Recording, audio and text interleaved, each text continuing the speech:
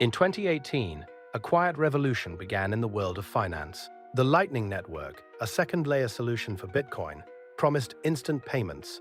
But did you know its roots trace back to the Byzantine Empire?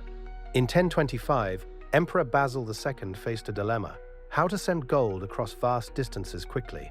His solution: a network of trusted couriers, a precursor to today's digital transactions. Fast forward to the 21st century, and the Lightning Network echoes this ancient system, enabling microtransactions at lightning speed. Could this be the future of money?